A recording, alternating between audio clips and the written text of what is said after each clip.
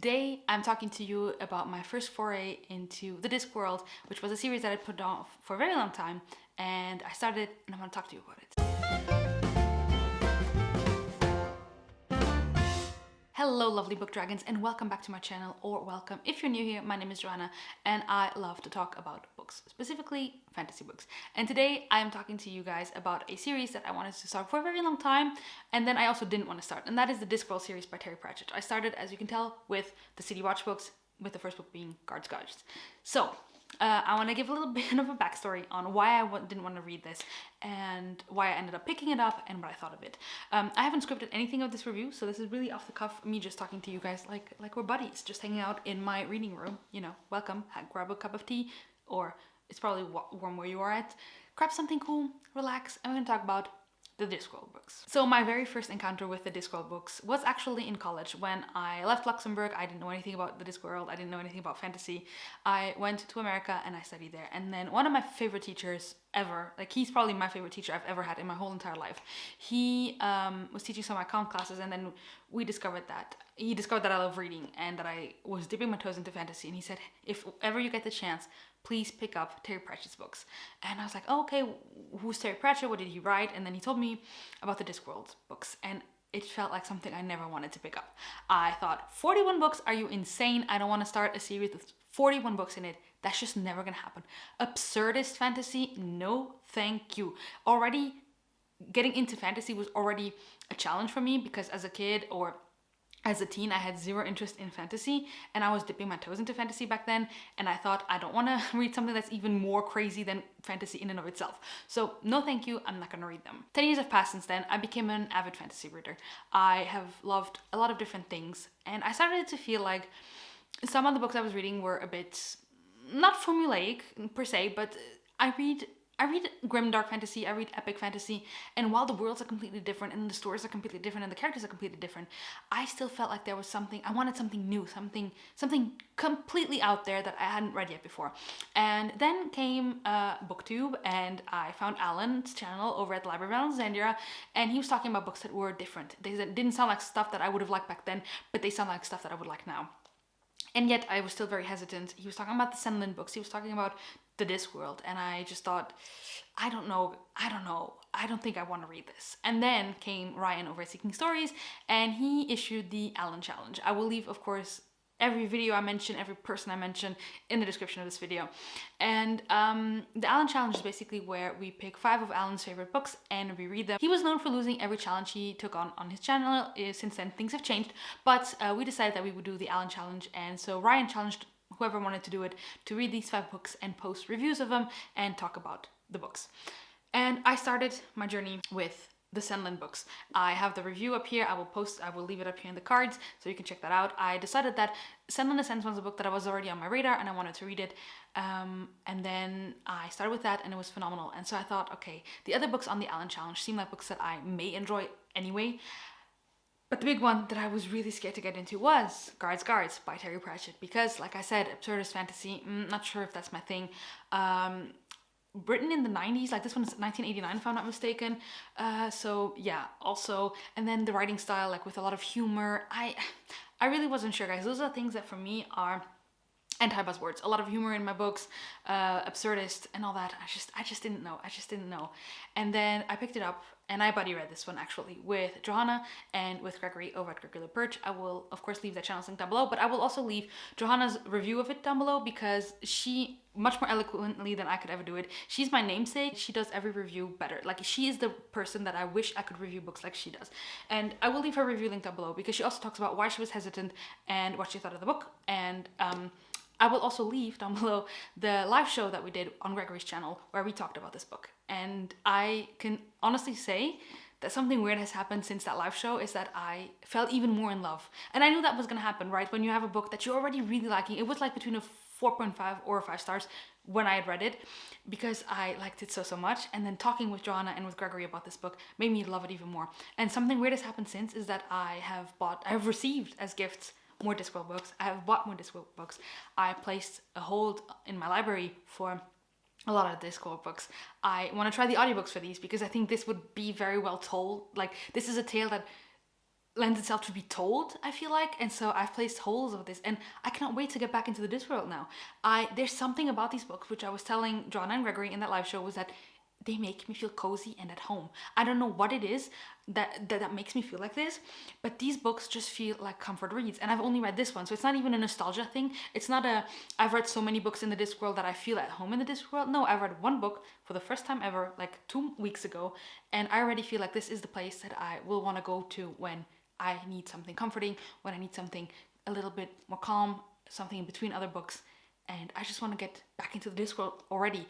And that is, I think, the greatest thing that I want you to take away from this, is that someone like me who didn't think they could enjoy Discworld at all loved it.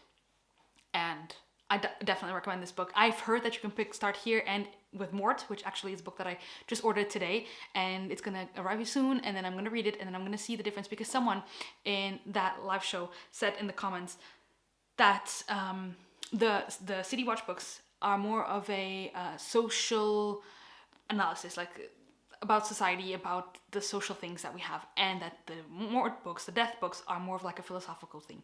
And if you know me, I think the Mort books are going to be right up my alley. Even though I still love Guards, and I definitely want to continue on with the City Watch books, and I do love social commentary. I just think that the philosophical commentary of the death books are going to be right up my alley, and I just can't wait to continue reading the Discworld books. I can't wait. I'm just rendered to this world. I loved the writing style. I loved how quirky and whimsical. That's what Joana said in her review, that the writing style is whimsical, and it's like witty and whimsical. And I think she said witty, I'm saying whimsical, so I'm saying both. It's witty and whimsical. I just loved it so much.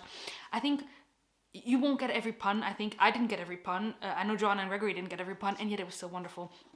I think what's the strong points, I always, when I go into my reviews, I go into like things I liked and everything, and I just wanted to do this one a little bit differently because this book is so different. But the strong points for me were the atmosphere. Honestly, Terry Pratchett depicts an atmosphere like nobody else. I just felt there, you know. I was reading it and I could see these grimy streets. I could see the pub where Captain Vimes was passed out, and I could see everything so clearly. I could feel it so clearly. And that, when you can do that, I am almost immediately in love with your books, because if you can transport me there with words on a page, I mean, that is a great job in and of itself. So the atmosphere is for me one of the strong points, as well as the characters. You cannot read these books and not fall in love with the characters. Already in this first book, I loved Carrot, because I mean, Carrot is like the definition of a cinnamon roll. He is a huge dwarf because he was raised by dwarfs, so he thinks he's a dwarf, but he's like a super tall man. And he joins the City Watch, and he gets in there by his parents or adopted parents, and say, go, you need to go amongst the humans, you belong there, those are your people, you need to see how it works. And because he was raised by dwarves who take everything very literally, he has a hard time, because when people say things like, I don't know, this is not my cup of tea, and they're like, but you don't even have, are not even holding a cup of tea. This is like an example I'm making up, but he takes everything very literally. And so when he arrives and he starts arresting people in the city of Ankh-Morpork, where you don't arrest people, the City Watch has this job where they don't really arrest people anymore. They don't really do these things. And Carrot doesn't know that. And so he starts arresting the head of the Thieves Guild for thievery. And they're like, no, we don't do that. He's the head of the Thieves Guild. They are the ones who control the crime here. We don't arrest them. And then someone says, imagine he would arrest the head of the Assassin's Guild for killing someone.